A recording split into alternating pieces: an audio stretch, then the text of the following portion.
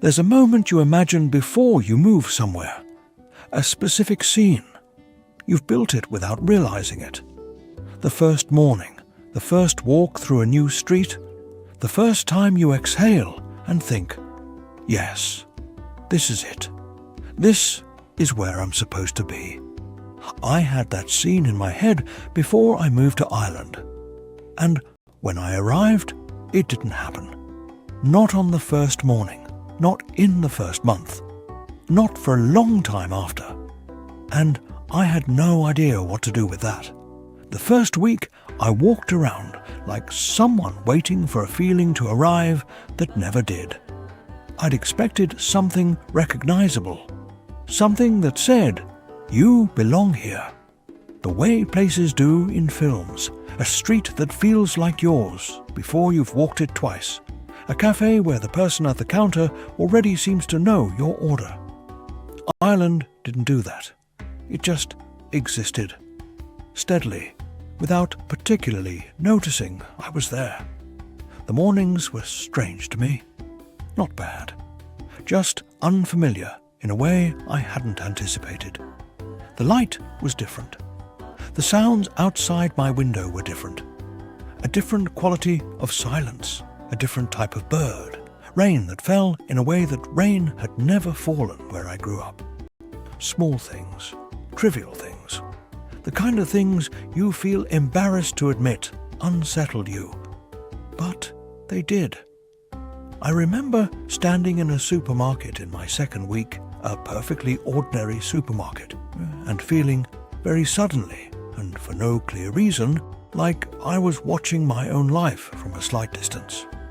Like I was present, but also somehow not quite arrived yet.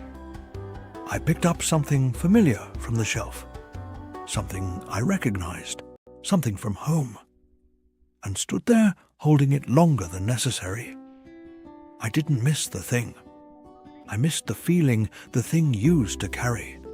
The feeling of knowing where I was without having to think about it. That, I realized, is what home actually is. Not a place, not a geography.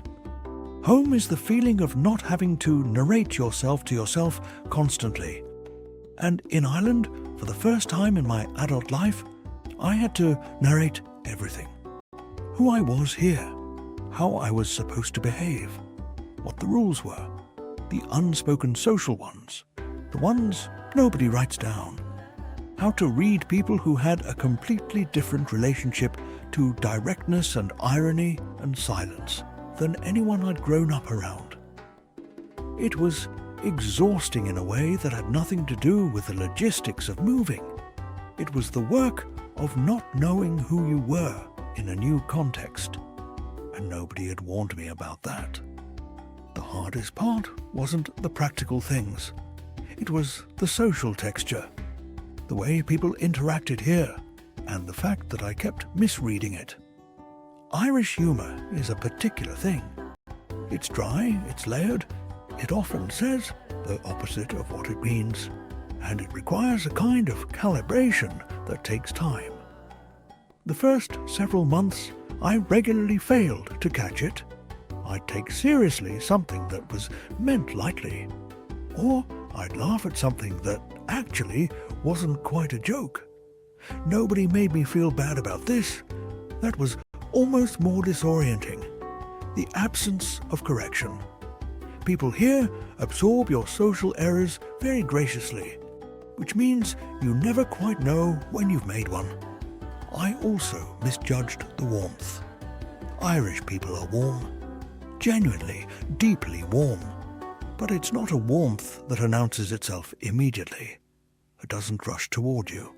It's more like it waits for you to come closer, and then it's completely unhesitatingly there. Where I came from, warmth was often performed up front. Big energy, immediate inclusion.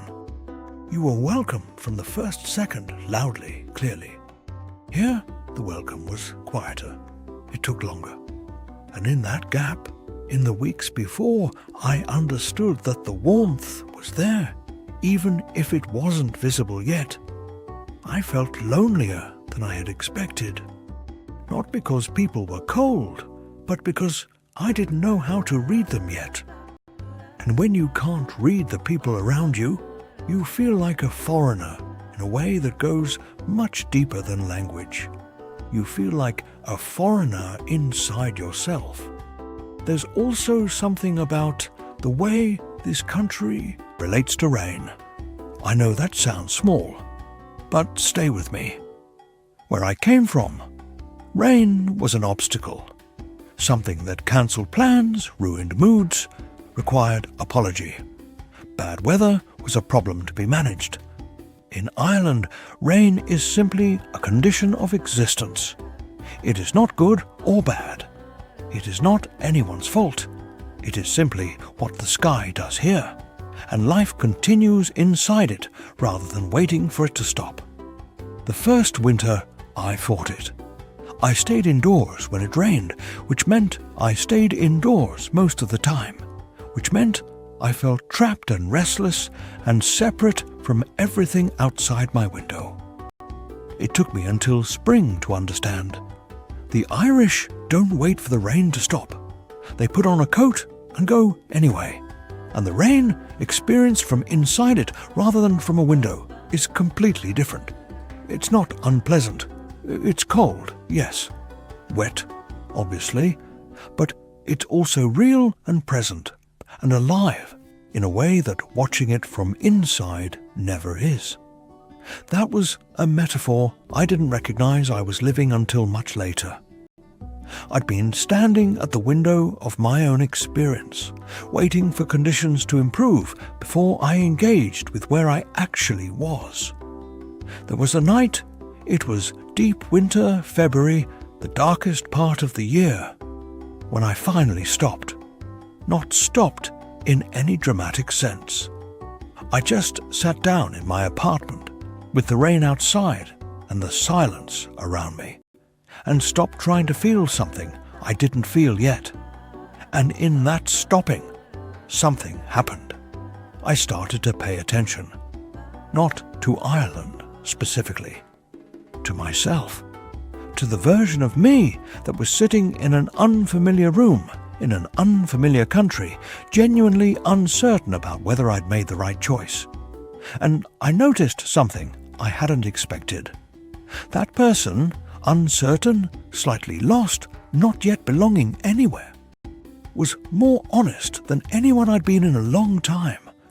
Back home, I'd known exactly who I was, or I thought I had. I had a role, a context, a set of relationships that reflected a version of me back at myself. I knew how to be in that context. I knew which parts of myself to lead with and which to leave behind. Moving to Ireland had stripped all of that. There was no context here to perform inside. No one who knew me before. No accumulated identity to rely on. There was just me, without the set dressing, without the script. And the startling thing was this. Some of the things I thought were essentially me turned out to be the set dressing. Patterns I'd carried for years that turned out to belong to the environment, not to the person. Ways of relating, of speaking, of managing myself in front of others that had everything to do with where I'd come from and almost nothing to do with who I actually was. Ireland hadn't given me a new identity. It had removed the borrowed ones. And that slow, uncomfortable, occasionally lonely process turned out to be the thing I'd needed most, without knowing I needed it. Ireland still doesn't feel like home. Not in the way I imagined before I moved. I want to say that clearly because I think it matters.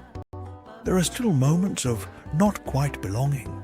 Still days when the culture is slightly opaque to me, when I get something wrong, when I feel the distance between where I came from and where I am now. I don't think that goes away completely. And I've stopped wanting it to. Because what I understand now, what took me the better part of a year to understand, is that the feeling of home I was looking for was actually the feeling of not having to grow anymore. Home, in the way I'd been using the word, meant a place where I already know how to be, where the work of becoming is finished, where I can simply exist inside a version of myself that's already figured out. That's not home. That's stagnation with a familiar smell. Ireland gave me something different. It gave me a place where I didn't know how to be yet, where I had to pay attention, where the version of me I'd been running on autopilot simply wasn't sufficient for the context. And in having to figure out who I was here, in having to rebuild something from fewer assumptions and less certainty, I found pieces of myself I hadn't known were buried. A quietness I hadn't known I was capable of. A patience I'd never had to develop before. A capacity for being alone that turned out not to be loneliness at all. I still don't know if Ireland is where I'll stay. I don't know if anywhere will ever feel like home in the way I used to mean that word. But I know that the not knowing doesn't frighten me the way it used to. And I know that this country, with its grey skies and its particular silences, and its people who sit with you in the hard things without rushing toward the exit, did something to me that I am still slowly trying to understand. It made me less certain about who I am. And that turned out to be the kindest thing anyone has done for me in a long time.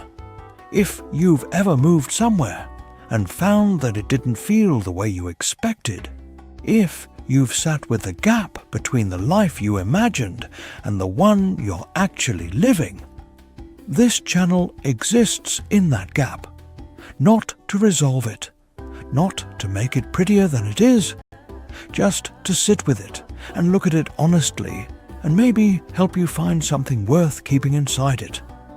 Subscribe if you want more of this kind of conversation. And leave a comment below.